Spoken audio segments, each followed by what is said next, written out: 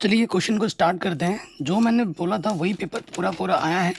अब बच्चे पढ़ते नहीं हैं तो फिर वो अलग बात है, ठीक है। बाकी जो जो पढ़ा था वही आता, पेपर बाहर से कुछ भी नहीं आता।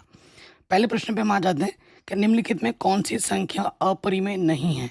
कौन सी संख्या अपरिमेय नहीं है, यानी कि परिमेय संख्या कौन है ये बताना है। तो 4 का जो वर्गमूल होता है वो होता है 2। 2 को मैं लिख सकता हूँ 2/1, ठीक है। तो P/Q के रूप में है, यानी कि ये परिमेय संख्या है। P और Q क्या है, ये पूर्णांक है, ठीक। बाकी 2, 3, 5 अभाज्य संख्या है, और अभाज्य संख्या के ऊपर अंडर लगने पे वो होता है अपरिमेय। क्या है, शून्यकों का गुणनफल। शून्यकों का गुणनफल अल्फा गुणा बीटा का जो सूत्र होता है वो होता है, देखो अगर अल्फा प्लस बीटा होता है तो माइनस का बी अपॉन होता है, और अल्फा गुणा बीटा होगा तो सूत्र होता है C/A, है कि नहीं। तो ए क्या होता है बाबू, ए होता है एक्स स्क्वायर का गुणज 2, बी क्या होता है एक्स का गुणज माइनस के साथ, और सी आपका होता है अचर पद माइनस के 15। यहाँ रख दोगे, सी का मान है माइनस के 15 और ए का मान है 2, तो आंसर आ जाएगा माइनस के 15/2। यहाँ पर प्लस का 15/2 भी 2 है, तो ध्यान रखें प्लस माइनस का।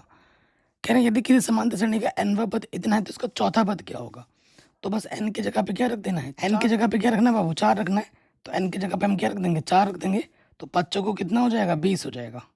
5 चौको 20 और 2 कितना हो जाएगा, 22 हो जाएगा। आंसर आंसर आ जाएगा 22। ये जो क्वेश्चन है नई एनसीईआरटी बुक में ये प्रश्न नहीं है। ये मैंने आपको बार बार बोला था कि 8.3 पुरानी एनसीईआरटी ढंग से पढ़ लो, वहाँ का प्रश्न है। तो साइन और बट्टे में कॉस है, दोनों एंगलों को जोड़ेंगे तो इसका आंसर 1 होता है। इसका आंसर 1 होता है। तो डिटेल में करके बताएं, तो जब दो एंगल को जोड़ने पे, दो कोण को जोड़ने पे 90 आता है तो उनमें से एक को बदलना होता है। तो 90 में से मैं क्या घटाऊं कि 18 आ जाए, 72, ठीक। ऊपर वाला बदल दिया, नीचे वाला को नहीं बदलना है। आपको सूत्र पता होगा कि साइन 90 माइनस थीटा क्या होता है, कॉस थीटा। तो यहाँ थीटा की जगह 72 है, तो ऊपर कॉस 72, नीचे भी कॉस 72। कॉस 72 है कम कॉस 72 हो जाएगा। द्वितीय चतुर्थांश में बिंदु के निर्देशांक क्या होते हैं, द्वितीय चतुर्थांश ये पहला, ये दूसरा, तीसरा, चौथा। ये एक्स डैश होता है, ऊपर वाई, नीचे वाई डैश होता है, ठीक। तो देखो बाबू, तो पहले वाले में क्या होता है, प्लस कॉमा प्लस, इधर एक्स का मान नेगेटिव, ऊपर वाई का मान पॉजिटिव। इधर एक्स का मान नेगेटिव, नीचे वाई का मान नेगेटिव। इधर एक्स का मान पॉजिटिव, नीचे वाई का मान नेगेटिव।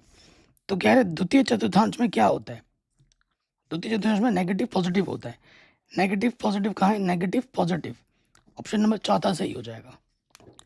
कह रहे हैं इस समीकरण के मूल क्या होंगे। तो जो समीकरण आपको दे रखा है उसको 0 मान लो, मान लिया 0।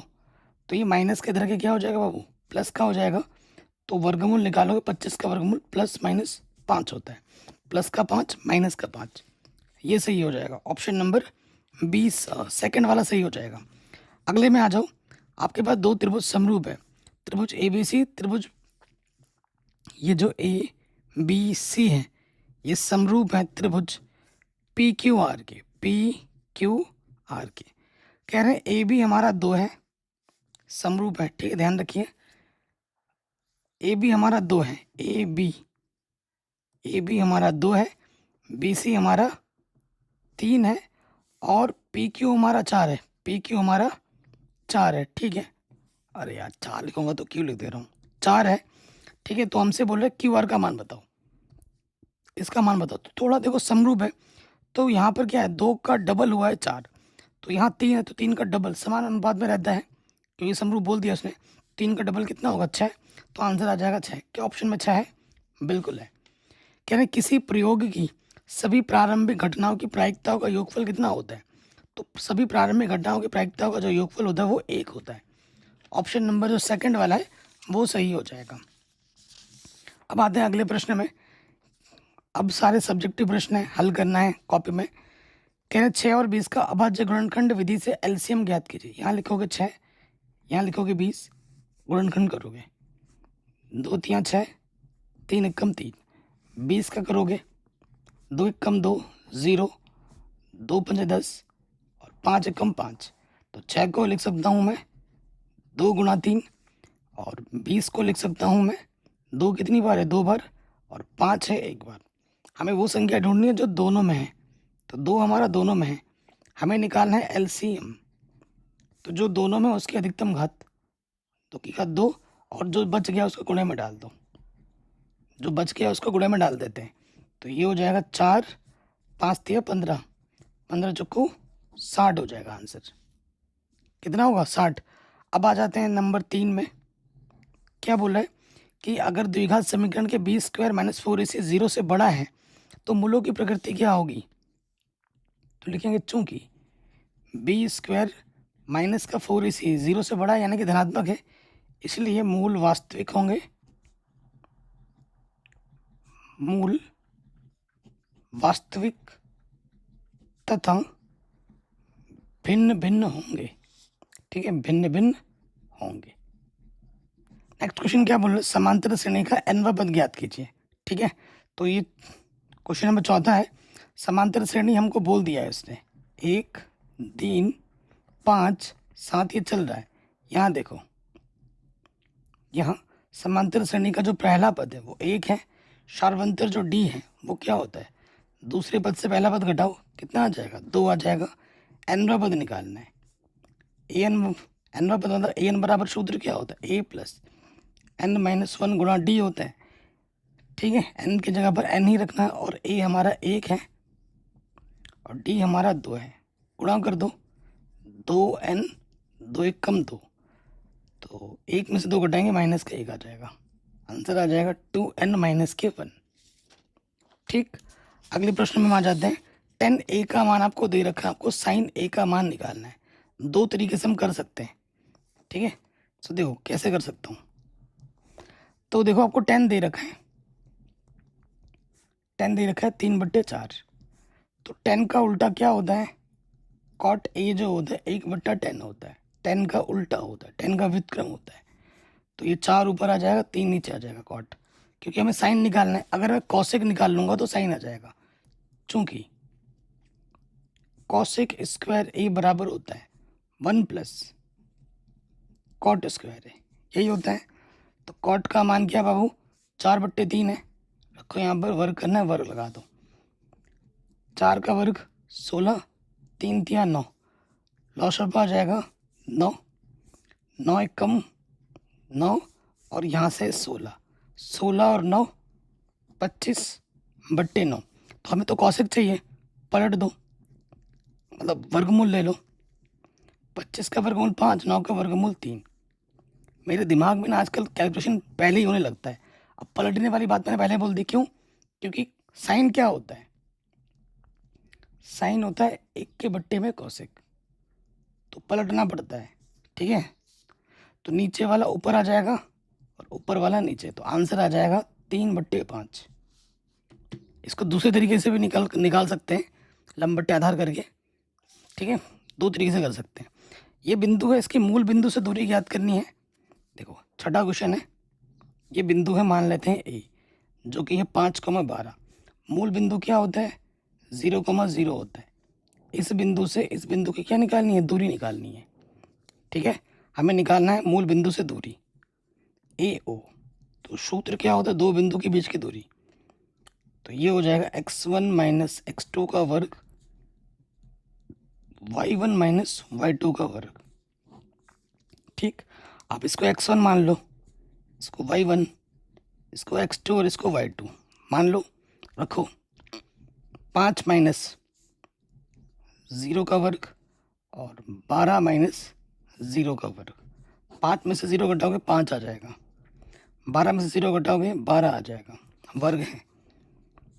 ठीक, 5 बचे 25, 12 का वर्ग 144, जोड़ेंगे तो ये आ जाएगा अंडर रूट के अंदर 169। ठीक है, 169 का जो वर्गमूल होता है वो होता है 13। ठीक है, आंसर आ जाएगा 13। फिर आ जाते हैं अगले प्रश्न में। कह रहे त्रिज्या 14 सेंटीमीटर वाले वृत्त का एक चाप केंद्र पर 90 डिग्री का कोण अंतरित करता है। चाप की लंबाई ज्ञात कीजिए। सो देखो, हमें दे रखा है त्रिज्या आर हमको दे रखी है 14 सेंटीमीटर। ठीक है, और हमें थीटा जो दे रखा है वो दे रखा है 90 डिग्री। हमें निकालना है चाप की लंबाई। चाप की लंबाई, इसका सूत्र होता है थीटा बट्टे 360 गुणे में 2 पाई आर। थीटा हमारे पास है 90, बट्टे में है 360, 2 पाई का मान है 22/7 और आर हमारे पास है 14। 0 से 0 कटा, 9 चौक को 36। ठीक है, 7 दूनी 14, 2 दूनी 4 से 4 कटा, तो हमें हमारा उत्तर मिल जाएगा 22 सेंटीमीटर। ठीक है, कोई दिक्कत कोई परेशानी नहीं होगी। ये प्रश्न भी हो गया बड़े आराम से। 8वें नंबर पे आ जाओ। क्या बोल रहा है, सिद्ध कीजिए कि ये चीज़ tan स्क्वायर ए के बराबर होगी। बहुत ही आसान प्रश्न है। तो आ जाते हैं 8वें नंबर में। देखो हमें दे रखा है 1 प्लस tan स्क्वायर ए, बट्टे में है 1 प्लस कॉट स्क्वायर है। तो आप जानते हैं सर्वसमीकरण लग रही है तो लगाओ। 1 प्लस tan स्क्वायर क्या होता है, सेक स्क्वायर है, और 1 प्लस कॉट स्क्वायर क्या होता है, कॉसेक स्क्वायर है। क्या यही प्रूफ करना है? नहीं, फिर इसको हमें बदलना पड़ेगा साइन कॉस में। सेक को लिखते हैं हम 1/cos, यहाँ स्क्वायर है तो स्क्वायर लगा दो। कॉसेक को लिखते हैं 1/sin, स्क्वायर है तो स्क्वायर लगा दो। आप जानते हैं इसकी गुणा इसके साथ होती है, साइन स्क्वायर कम साइन स्क्वायर, बट्टे में इसकी गुणा इसके साथ कॉस स्क्वायर कम कॉस स्क्वायर। तो साइन बट्टा कॉस क्या होता है 10, दोनों में स्क्वायर है तो स्क्वायर लगा दो। यही हमको क्या करना था, प्रूफ करना था, tan स्क्वायर। कह रहे हैं एक छात्र के परीक्षा में सफल होने की प्रायिकता 4/5 है, तो उसके असफल होने की प्रायिकता क्या होगी। देखो आप लिखोगे छात्र के सफल होने की प्रायिकता। ठीक है, छात्र के सफल होने की प्रायिकता PA है, 4/5 है, तो असफल होने की प्रायिकता क्या होगी। एक में से सफल होने की प्रायिकता क्या करते हैं, घटा देते हैं। तो क्या है, 4/5 में घटा देना था, तो लॉस ऑफ 5 आ जाता, 5 एकम 5 और यहाँ पर है 4, तो आंसर आ जाता 1/5। कितना आता, 1/5। ये भी हो गया। अब आ जाओ, दो संख्याओं का HCF 9 है, तो दो संख्याओं का LCM कितना होगा ये हमें बताना है। ठीक है, 10वें नंबर पे आ जाओ। तो देखो हम जानते हैं, क्या जानते हो, संख्याओं का जो गुणनफल होता है, संख्याओं का जो गुणनफल होता है वो किसके बराबर होता है, HCF गुणे LCM। तो संख्याओं का संख्या कौन कौन सी, 306 है और 657 है। ठीक है, और इनका जो HCF दे रखा है वो दे रखा है 9, हमें LCM ज्ञात करना है।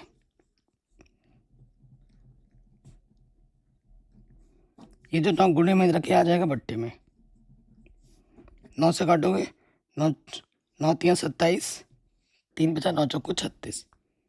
ठीक है, आपको फिर 657 को किससे गुणा कर देना बाबू, 34 से गुणा कर देना है। ठीक है, जो भी आएगा वो आपका क्या हो जाएगा, उत्तर। तो यहाँ देखिए 657 यहाँ लिखोगे, 34 यहाँ लिखोगे, गुणा कर दोगे, 4 7 28, यहाँ से लगा 2, 4 5 20 और 2 22, यहाँ से लगा 2, 4 6 24 और 2 26, 3 7 28, 3 7 21, यहाँ से लगा कुछ भी, यहाँ से लगा 2, 3 5 15 और 2 17, यहाँ से लगा 1, 3 6 18 और 1 19, 8 3 7 6 13, यहाँ से लगा 1 12, ये 22 33 38 आ जाएगा आंसर, 22 33 38।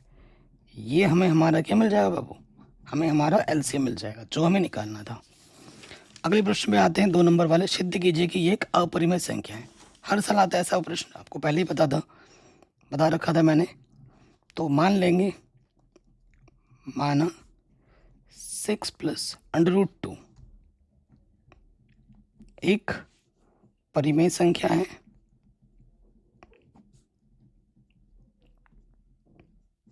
क्या है, ये एक परिमेय संख्या है। अगर ये एक परिमेय संख्या है तो किसी भी परिमेय संख्या को हम P/Q के रूप में लिख सकते हैं, जहाँ पर इस Q का मान 0 नहीं हो सकता। ठीक है, और P और Q होते हैं क्या, पूर्णांक होते हैं, और HCF जो होता है P और Q का वो एक होना चाहिए। ठीक, लॉजिक क्या होता है, अंडर रूट को एक तरफ रखो, बाकी सबको दूसरी तरफ ले जाओ। P बट्टे Q एक परिमेय है, 6 एक परिमेय संख्या होती है। ठीक है, प्लस के तरह के क्या हो गया, माइनस का हो गया। समीकरण नाम दे दो इसको एक। परिमेय से परिमेय घटाने पर परिमेय ही रहता है, तो यहाँ लिखेंगे चूंकि P बट्टे Q माइनस 6 एक परिमेय संख्या है, ये एक परिमेय संख्या है, तथा हम जानते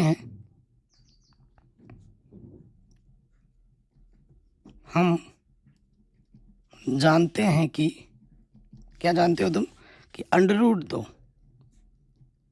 एक अपरिमेय संख्या है।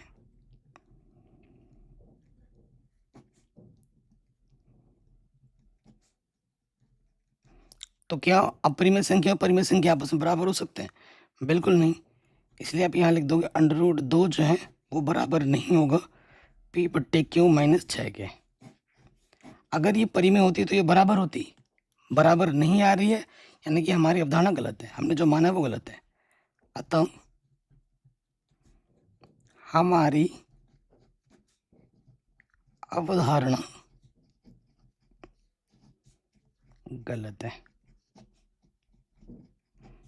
इसलिए क्या हो जाएगा, 6 प्लस अंडर रूट 2 एक अपरिमेय संख्या है।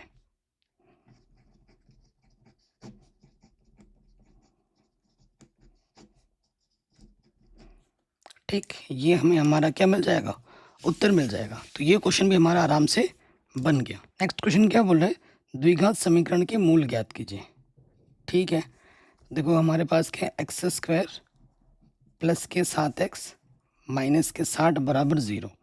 ठीक है, तो यहाँ एक्स स्क्वायर का गुणा देखो कुछ नहीं दो एक है, हमें क्या करना होता है, इसकी गुणा इसके साथ करनी होती है। ठीक, ऐसी दो संख्या हमें ढूंढनी है जिनको गुणा करें तो 60 है। 1 गुणा 60 बराबर कितना होता है, 60 होता है, और घटाए तो 7 है, घटाए तो कितना है 7, तो 12 पंजे होता है 60, 12 में से 5 घटाओगे तो 7 आ जाएगा। ओके, सो देखो यहाँ पर अब मान रखेंगे हम एक्स स्क्वायर 12x माइनस के 5x। ठीक, यहाँ से एक जोड़ा हो जाएगा और यहाँ से एक जोड़ा हो जाएगा। पहले वाले जोड़े से उभयनिष्ठ क्या आ जाएगा, x का भागा दोनों में जाएगा, तो एक्स स्क्वायर से 1x बाहर आया, 1x बचा, और यहाँ से बचेगा 12, 5 बाहर आ गया, x बचा, चूंकि बाहर नेगेटिव है निर्वचन बदल जाएगा, 5 कम 5, 1 बचा, 5 दूनी 10। तो जो 2 बार है हम उसे एक बार लिखते हैं, जो 2 बार आया है यानी कि हमारा प्रश्न सही हुआ एकदम। ठीक है, गुणनखंड बनाने के लिए फिर जो आपने उभंश निकाला था उसको दूसरे वाले ब्रैकेट में रख देते हैं। अब इसको एक बार 0 मानना है, इसको एक बार 0 मानना है। यदि x प्लस 12 बराबर 0, तो प्लस के 12 इधर आके हो जाएगा बाबू माइनस के 12। यदि x माइनस 5 बराबर 0, तो ये माइनस के 5 इधर आके क्या हो जाएगा, प्लस का 5। आंसर। ठीक है, अगले प्रश्न में आ जाओ। एनसीईआरटी का प्रश्न है, मैंने बोला था एग्जाम में आएगा, आ गया। कह रहे हैं आकृति डी ई समानांतर है। ये जो डी ई है, ये वाली रेखा इस ए सी के समानांतर है, और फिर डी एफ जो रेखा है वो इसके समांतर है। तो ये हमें सिद्ध करना है। 2 नंबर का प्रश्न है, आसान सा प्रश्न है। 13 नंबर में आ जाओ। देखो, यदि हमें दे रखा है डी ई समांतर हो ए सी के, डी ई समानांतर हो ए सी के, तो क्या होगा, देखो डी ई का है तो थेल्स प्रमेय से, तो थेल्स प्रमेय से। ठीक, थेल्स प्रमेय से क्या होता है, फिर क्या हो जाएगा, डी ई कहाँ है, देखो बाबू डी ई यहाँ है और ए सी यहाँ है, इस पर कुछ बात बनेगी। तो बी डी बट्टा डी ए, बी डी बट्टा डी ए बराबर होगा बी ई बट्टे ई सी के होगा। समीकरण नंबर 1। ठीक, फिर आ जाइए पुनः, हमारे पास क्या बाबू, डी एफ समानांतर है ए ई के, तो डी एफ कहाँ पर है, डी एफ यहाँ पर है, ए ई यहाँ पर है। इस त्रिभुज में बात हो रही है। फिर से लगाओगे थेल्स प्रमेय से। थेल्स प्रमेय के अनुसार क्या होता है, बी डी बट्टा डी ए, बी डी बट्टा डी ए बराबर होगा बी एफ बट्टा एफ ई, बी एफ बट्टा एफ ई। तुलना करेंगे इधर और इधर सेम टू सेम है, तो ये चीज़ इसके बराबर आ जाएगी।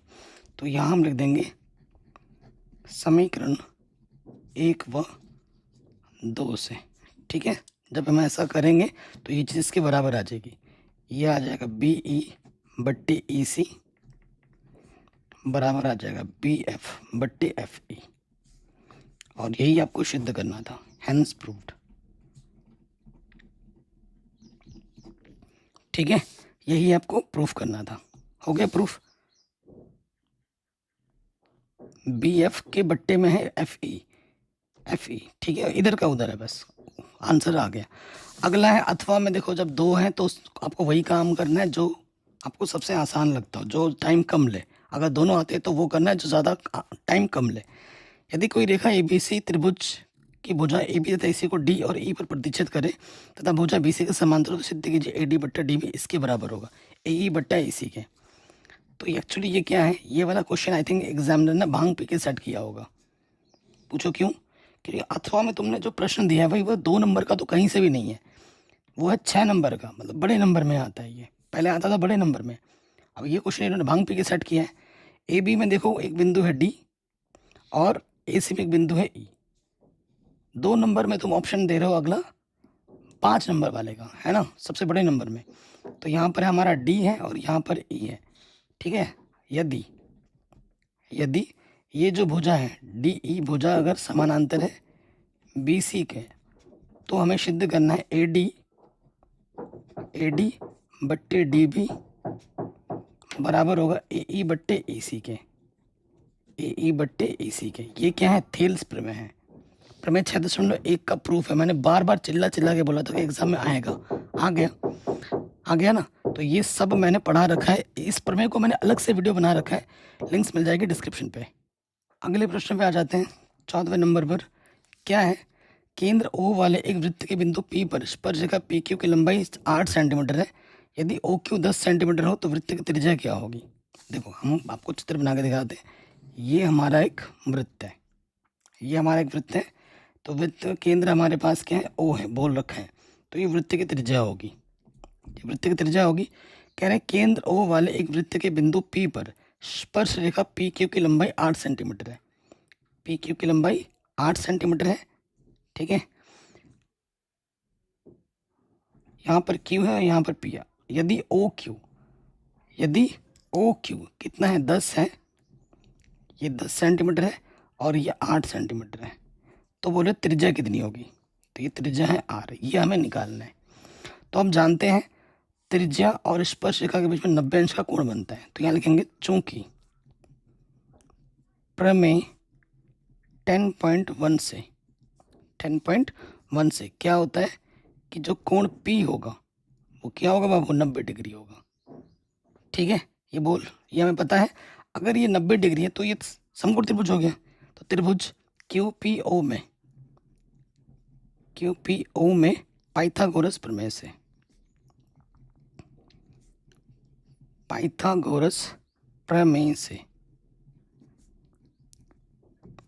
क्या हो जाएगा, पाइथागोरस प्रमेय से आपका हो जाएगा जो कर्ण का जो वर्ग है वो होता है आधार का वर्ग प्लस लंब का वर्ग, यही सूत्र होता है। तो कर्ण हमारे पास क्या है, 90 अंश के सामने वाली भुजा कर्ण होती है 10 का वर्ग, फिर आधार हमारे पास है 8 का वर्ग और त्रिज्या हमारे पास है r का वर्ग। 10 को 10 से गुणा करोगे 100, 8 8 64 r स्क्वायर। संख्या को एक तरफ ले जाओगे, प्लस का 64 इधर के हो जाएगा माइनस का 64 और बचेगा इधर बाबू 36। हमें वर्गमूल निकालना है। 36 का वर्गमूल कितना होता है, 6 होता है। ठीक है, तो 6 आ जाएगा। तो त्रिज्या होगी वो होगी 6 सेंटीमीटर। ये कितनी होगी, 6 सेंटीमीटर। बड़े आराम से हो गया ये क्वेश्चन भी, कोई दिक्कत नहीं है। अगले प्रश्न में आ जाते हैं, माध्यक निकालना है। मैंने बोला था माध्य बहुलक ये सब आता ही आता है। आ गया माध्यक। तो 15 नंबर का क्वेश्चन है। तो यहाँ लिखेंगे हम वर्ग अंतराल, और यहाँ चाहिए होगा बारंबारता, और यहाँ होगी हमारी संचयी बारंबारता। यहाँ लिख लेते हैं, यहाँ पर होगा वर्ग अंतराल, और यहाँ पर बारंबारता को एफ से दर्शाते हैं, संचयी बारंबारता को सी एफ से। वर्ग अंतराल है 1 से 3, 3 से 5, 5 से 7, 7 से 9, और 9 से है 11। सिंपल सा क्वेश्चन है एकदम, ठीक। और यहाँ हम क्या लिखते हैं, कुल लिखते हैं। यहाँ दे रखा है आपको 6, 4, 11, 9, 5, ठीक। सो देखो संचयी बारंबारता में क्या होता है, पहला वाला वैसे के वैसे 6 का 6, नीचे वाला जोड़ो, 6 में 4 जोड़ोगे 10, 10 में 11 जोड़ोगे 21, 21 में 9 जोड़ोगे ये हो जाएगा 30, और 30 में 5 जोड़ोगे तो ये हो जाएगा 35, ठीक। अब इन सबको जोड़ोगे तो यहाँ पे भी आपको क्या मिलेगा, 35 मिलेगा। और इसे हम क्या कहते हैं, इसे हम n कहते हैं, f के कुल योगफल को हम n कहते हैं। अब हमें क्या ढूंढना होता है, n/2, n/2 यानी कि 35/2। 2 से भाग दोगे, 2 एकम 2, 2 सत्ते 14, 2 पंजे 10, 17.5 से आपको ज़्यादा ढूंढना है। 17.5 से ढूंढो जो पहली बार में दिखे ज़्यादा, 21, इसी के सीध में आ जाओगे। इसलिए माध्यक वर्ग, इसलिए माध्यक वर्ग क्या हो जाएगा हमारा, 5 से 7 हो जाएगा। माध्यक वर्ग हमारा 5 से 7 हो जाएगा, ठीक है। तो माध्यक वर्ग की 5 7 हो गए। माध्यक वर्ग की जो निम्न सीमा है वो 5 है, और h कितना है, 5 से 7, 2 2 का अंतर है। तो ये किसके कॉलम में है, ये f के कॉलम में है, तो ये हमारा f है। और जहाँ से आपने ढूंढा था जस्ट उसके ऊपर वाला ये हमारा क्या है बाबू, ये हमारा सी एफ है। इसलिए माध्यक, माध्यक को माध्यिका भी कहते हैं, ठीक। तो इसका सूत्र क्या होता है, L प्लस n/2 माइनस का सी एफ गुणे में h बट्टे में f होता है, ठीक। तो L हमारे पास है बाबू 5, n/2 है 17.5, सी एफ हमारे पास है 10, h हमारे पास है कितना 2, और बट्टे में f कितना है हमारे पास 11। तो यहाँ से आ जाएगा 7 बचेगा, 7.5 इंटू 2 बट्टे में है 11, 7.5 का डबल कितना होता है 15 बट्टे 11, 11 से भाग दे दीजिए 15 में, 11 एक कम 11 घटाएंगे तो 4 बचा, 10 लगाएंगे 0, 11 3 33, घटाएंगे तो क्या आ जाएगा 7, 11 चंग, ठीक है। 2 स्थान तक वही बहुत है, 1.36, 5 में 1 जोड़ेंगे तो 6.36 आ जाएगा लगभग, ठीक है, लगभग। ये हमें हमारा क्या मिल गया बाबू, आंसर, ठीक है। तो ये प्रश्न भी हमारा आराम से बन गया। अब हम आते हैं अगले प्रश्न में। एक थैले में 4 लाल 6 काली गेंदें हैं। इस थैले में से एक गेंद यादृच्छिक निकाली जाती है, इसकी क्या प्रायिकता है कि गेंद लाल होगी। ये क्वेश्चन हमने सुबह ही किया था, इस टाइप का प्रश्न हमने जो प्रश्न मैंने कराया बताया है उसी में से आया है। सिर्फ एक क्वेश्चन जो आज तक कभी नहीं आया वो आया है। मैं बताऊं कौन सा क्वेश्चन है जो आज तक कभी नहीं आया, वो आया है, वो ये 25वां क्वेश्चन।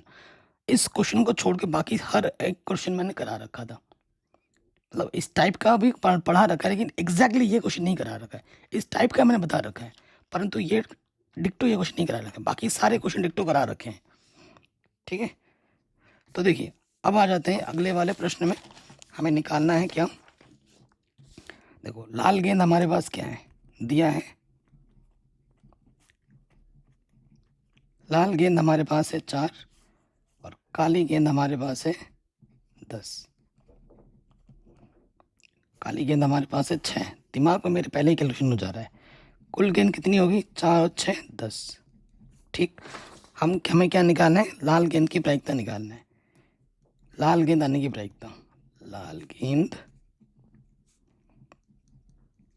आने की प्रायिकता, यही चीज हमें निकालना है। प्रायिकता का सूत्र क्या होता है बाबू, संभव परिणाम बट्टे में कुल परिणाम, यही होता है। तो संभव परिणाम लाल के लिए पूछा तो लाल कितने गेंदे 4, कुल कितने हैं 10, तो 10 है, 1 0 है, तो एक स्थान के बाद 10 0.4 कितना आ जाएगा 0.4। ये क्वेश्चन भी सॉल्व हो गया। इसके अथवा में भी क्वेश्चन है, उससे हम सॉल्व करेंगे। कह रहे हैं 52 पत्तों की अच्छी प्रकार से फेटी के एक गड्डी में से एक पत्ता निकाला जाता है। हुकुम का पत्ता प्राप्त करने तथा प्राप्त ना करने की प्रायिकता ज्ञात करनी है।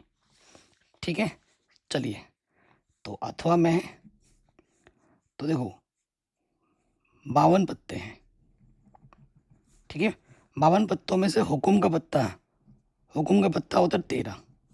कितने होते हैं 13। हुकुम एक कैटेगरी है, हर एक कैटेगरी में 13 पत्ते होते हैं। ठीक है, तो कुल परिणाम हमारे पास कितने हैं 52 है, और संभव परिणाम हमारे पास कितने हैं बाबू 13 है। तो यहाँ लिखेंगे हुकुम का पत्ता आने की प्रायिकता, संभव परिणाम 13, कुल परिणाम है 52। तो हुकुम का पत्ता है ए से दर्शा देते हैं घटना को, 13 कम 13 13 चौके 52। हुकुम का पत्ता आने की प्रायिकता 1/4 है। हुकुम का पत्ता ना आने की प्रायिकता क्या होगा, हुकुम का पत्ता ना आने की प्रायिकता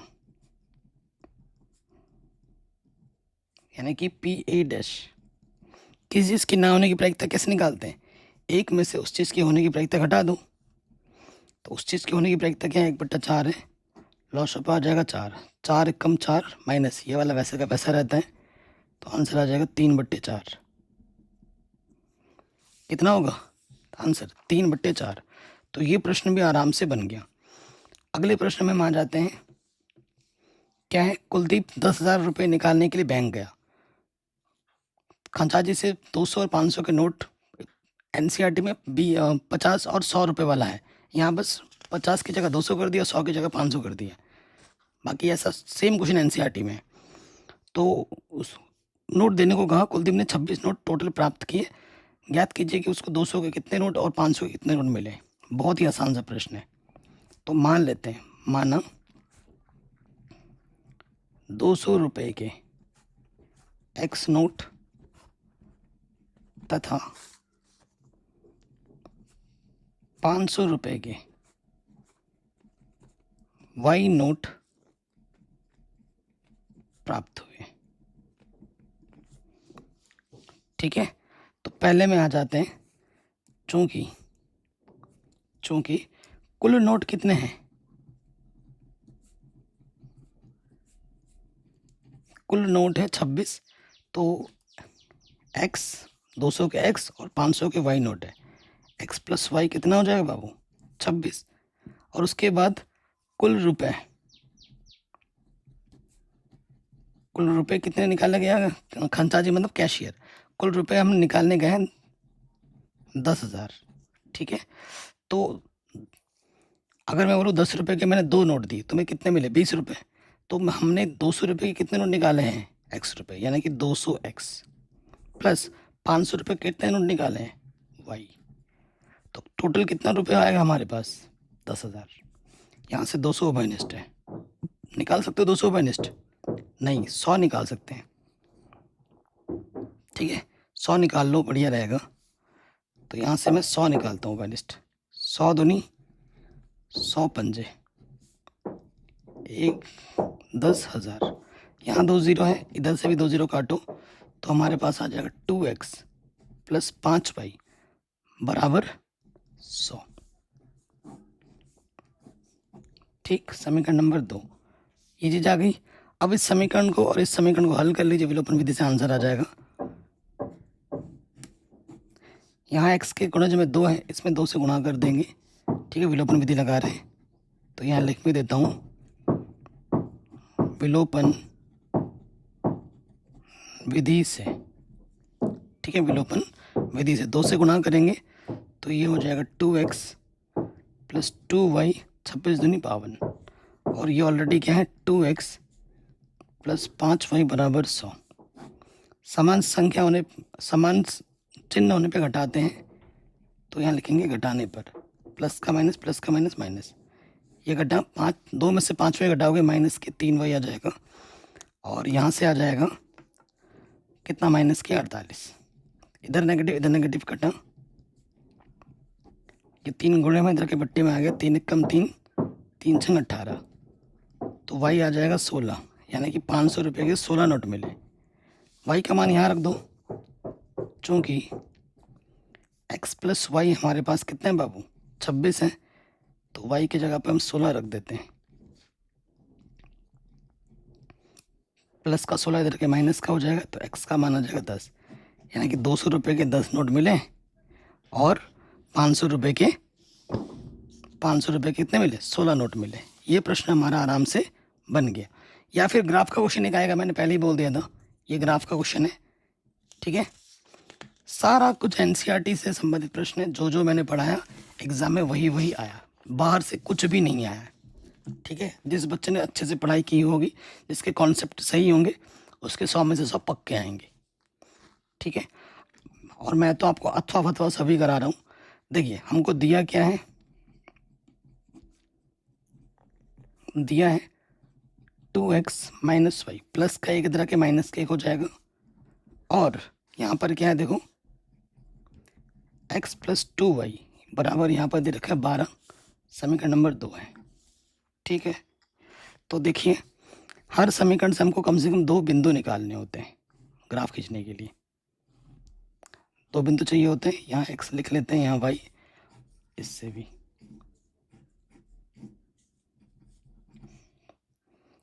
देखो x के जगह पे 0 मानेंगे तो ये छुप जाएगा, माइनस वाई बराबर -1, माइनस से माइनस कटेगा, y का मान 1 आ जाएगा। y के जगह पे 0 मानोगे, ठीक है, y के जगह पे 0 मानोगे तो क्या हो जाएगा, यहाँ पर 2x बराबर -1 आ जाएगा, और 2 गुणे में इधर के बट्टे में आ जाएगा, तो 1/2 हो जाएगा। तो एक काम करते हैं, y का मान में x का मान मान लेते हैं, ठीक है, x का मान में मान लेता हूँ तो सही रहेगा। अगर x का मान में 1 मान लो, 1 मान लूँगा, 2 1 कम 2, प्लस का 2 उधर जाके क्या हो जाएगा, माइनस का 2। देखो मैं मान के दिखाता हूँ, यदि x बराबर 1 माना, कभी डाउट हो ऐसे तो रख के देख लो, कोई दिक्कत थोड़ी ना है। x की जगह पर 1, यहाँ पर माइनस का y, माइनस का 1, तो ये 2 1 कम 2, माइनस का y, माइनस का 1, माइनस का इधर के हो जाएगा प्लस का 1, माइनस का y इधर के हो जाएगा प्लस का y, तो y का मान आ जाएगा 3। कोशिश हमेशा ये करनी है कि हम पूर्णांक माने और हमें पूर्णांक ही मिले, तो यहाँ मिल जाएगा हमें 3, ठीक है। तो 2 बिंदु मिल गए, एक बिंदु मिल गया P और एक बिंदु मिल गया Q।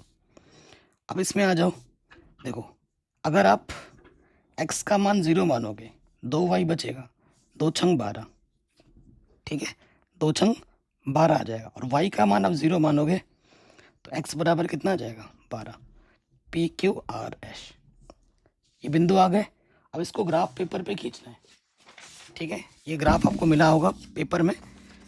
तो x देखो हमारे पास कितना है, तो ये x हो गया इस तरफ, इधर x डैश हो गया, ये हमारा केंद्र है, नीचे y डैश, y का मान नेगेटिव होता है, ऊपर y का मान पॉजिटिव, ठीक है। बड़े बड़े मान आ रहे हैं, 12 तक है, तो एक सारे मान पॉजिटिव में 1 2 3 4 5 6 7 8 9 10 11 12 13, ठीक है। ऊपर है 1 2 3 4,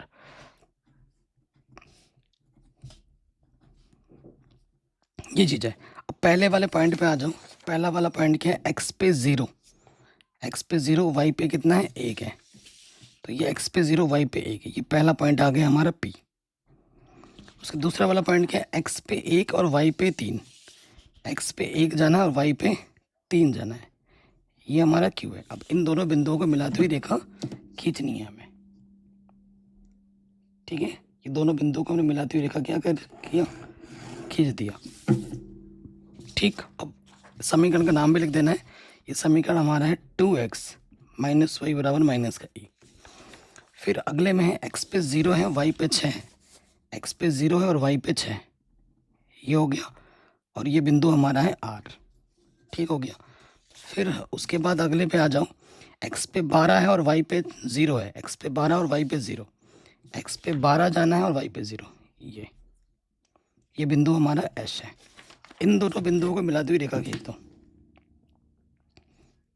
ये पॉइंट और ये पॉइंट, ठीक, इनको हमने मिलाती हुई रेखा खींच दी। तो इन्होंने प्रतिच्छेद किया है किसी पॉइंट पर, यहाँ देखो प्रतिच्छेद किया, तो इस प्रतिच्छेद बिंदु को नाम टी देते हैं। ये क्या है, हमारा प्रतिच्छेद बिंदु है, और वही हल होता है, प्रतिच्छेदित बिंदु हमारा हल कहलाता है। तो देखो एक्स में कितना गया यहाँ पे 2 और वाई में कितना गया 5, 2,5, ठीक है। तो एक्स का मान बाबू कितना होगा 2 होगा और वाई का मान कितना होगा 5 होगा, ठीक। ये ग्राफिक विधि से हमने इसका भी क्या निकाल लिया, हल निकाल लिया। और ये जो आंसर आए हैं 2 और 5 यहाँ रख के देखो, इस समीकरण को संतुष्ट करने चाहिए। एक्स प्लस 2 वही है, एक्स की जगह पे 2 और वाई की जगह पे 5 रख के देखो, 5 दूनी 10, आगे 12, बायां पक्ष हल किया दाएं पक्ष के बराबर आ रहा है। तो हमारा उत्तर भी बिल्कुल सही है।